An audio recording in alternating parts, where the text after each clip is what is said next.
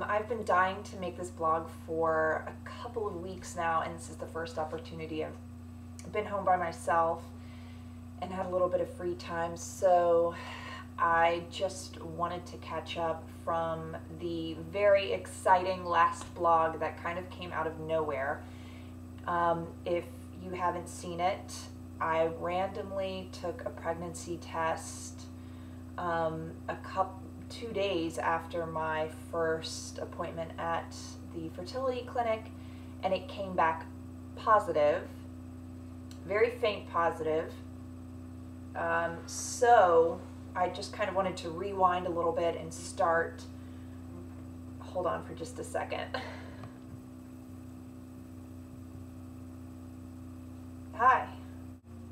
Okay. I love you too. Bye. Sorry, it's been kind of hectic today. Our hot water heater broke and our landlord's been by to fix it. Michael's been out running around. Anyway, so I just wanted to rewind and start from the beginning. So I had my first appointment with my fertility doctor on July 24th. It was amazing. I am going to the Weill Cornell Reproductive Institute Center, whatever, Cornell Medical Hospital, and I can't say enough good things about my experience there. It's unlike any doctor I've ever been to. Every single person, from the person at the front desk to the doctor, is incredibly competent, really friendly, warm, and just on it. So I met with my doctor. She was wonderful. She's an older woman who's been doing this for decades. She was so thorough. We talked for about 45 minutes before she got around to examining me. She was very thorough with the exam. I had 3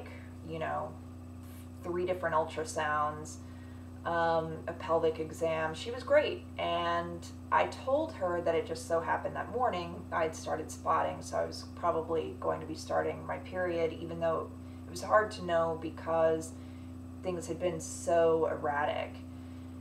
And just before I walked out the door, she said, well, you say you're about to start, but you never know, you could be pregnant right now. And I just laughed and left and didn't really think much else about it. So that was Wednesday. Thursday, fine. And then Friday morning came, and obviously very excited for it to be Friday. Went to work, got out early. It's a summer Friday, so we get out at 3.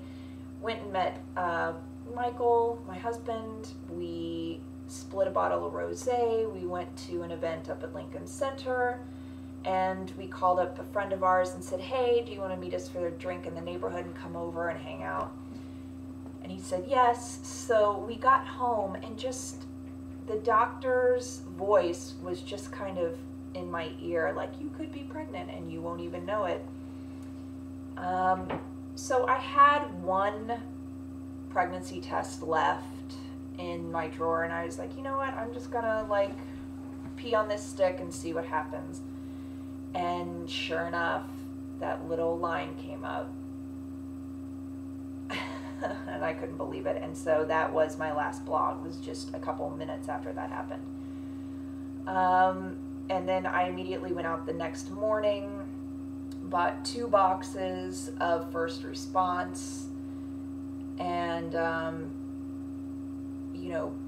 peed on a stick every morning for the next 7 days, and the line kept getting darker and darker and darker, which was really exciting to see because my last pregnancy that didn't happen. So I'll try to put a picture of the line progression here. So that was Friday night. Monday morning I called my doctor's office and let them know I had a positive pregnancy test. So they asked for me to come in a couple of days later, I don't remember exactly when, for a blood test to confirm the pregnancy and check my levels, which I did. And so I think I went in on Tuesday. It was probably the next day that they had me come in, and I got my first levels back, and it was 139, which I was very excited about. I was pleased with. I mean, of course, I was hoping they'd be higher because I've believed that that meant something, even though I know that it doesn't. Every woman's different, and a higher number doesn't necessarily mean that the pregnancy is more viable. So my first number was 139, and then of course they had me come back 2 days later, and I was at 519, and my progesterone looked really good. Like the first test, when I got the 139 number, I was at a 20. The second test, it came back, I was an 18.5, but my nurse said that's totally normal for it to fluctuate and don't worry about it. But it's very easy to say don't worry about it. Of course, that whole week I was so nervous, especially because I was spotting.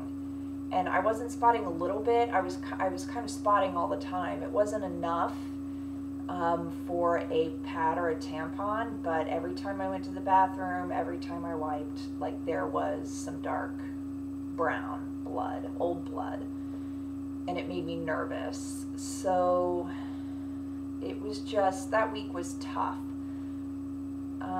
So that was week 4. Week 5 didn't get much better.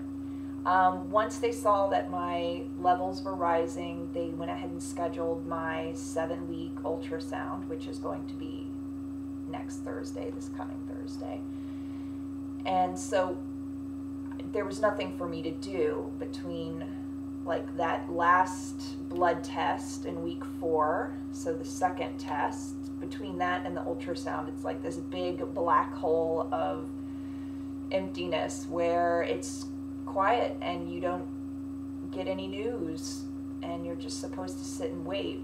And my nurse was very sweet. She said it's hard sometimes for people to just sit and wait. So if you want, you can come in the afternoon and get a blood draw, you know, once or twice this week or next week, just to give yourself some comfort. And I was like, oh, I'll be fine. I'll be totally cool. I'm gonna be chill. I'm cool. I'm not worried. And sure enough, on Monday, I made it 2 days because I had my second blood draw on Thursday, I think. On Monday, I walked right to the hospital on my lunch break and had the blood draw, and got the call the next day that my levels were over 2,000. So she said it looked really good. I was doing well. I was still having some light spotting. It was definitely less than what I had experienced in week 4, but it was still happening. So that was nerve-wracking. But what was really insanely nerve-wracking, what drove me crazy and made me scared, was that I felt so good. I had all this energy. I woke up in the morning feeling great. I felt so happy all day. I had no symptoms. My boobs weren't sore. I wasn't cramping. I didn't feel that kind of like fluttery, I kind of need to pee all the time feeling that I felt with my other pregnancy. Nothing. I felt nothing. And I was just convinced that that was a really bad sign. You know, my levels were still rising, but I had no symptoms, so I must have a blighted ovum. And I was convinced. So that was week 5. Week 5 was really scary. And I'm now just 2 days into week 6, and it's not much different. Although I will say today's Saturday, August 9th, and I've had a headache all day, very low level. I'm used to dealing with migraines, so I feel like everyone else's regular headaches, to me, they're just nothing. I've been cleaning all day. I still feel really good. No abdominal discomfort. I do have a little tiny bit of tenderness, but it's not really anything to write home about. It doesn't feel like anything. And, you know, in these situations, the internet can be your best friend or your worst enemy. I've been on the message boards Googling 6 weeks, no symptoms, like constantly. And it's so infuriating when women post things like, please help, I'm 6 weeks pregnant and I have no symptoms. other than my boobs are sore and I wake up feeling sick in the morning. Please help, please help. I have no symptoms except that my boobs hurt and I'm nauseous and I'm very gassy. That's not helpful. Those are all symptoms. I was having none of those. No gas, no boob tenderness, no nausea, no low energy. If anything, just the opposite. That might be changing a little bit now. I don't know, but I still feel really good. And I hope that that continues and means good things. I'm reading a lot of stuff right now about early pregnancy, and I'm getting kind of sick of every single book telling me that, say goodbye to your old life and try to figure out how you're going to make it through the next 9 months without a glass of wine, and get ready because the mood swings and the fatigue are coming on strong, and you're going to be a raving bitch one minute and the next minute you're going to be asleep. I don't really like that because so far it hasn't been my experience. I know it's early. And check in with me in week 7. I'll probably be like on my blog. Like, I know that, but I don't know. I think it's possible for some women to feel good and enjoy it. One of the books I was reading said, go ahead and kick out of your mind forever the image and fantasy of a woman with glowy skin and shiny hair resting her hand carefully and smiling down at her beautiful swollen belly and being serene, because that's not what's happening. But why can't it happen? I feel good. I feel happy. I'm excited. I am so hopeful that this is it. And it's hard because it's so early. I can't believe it's just 6 weeks and 2 days.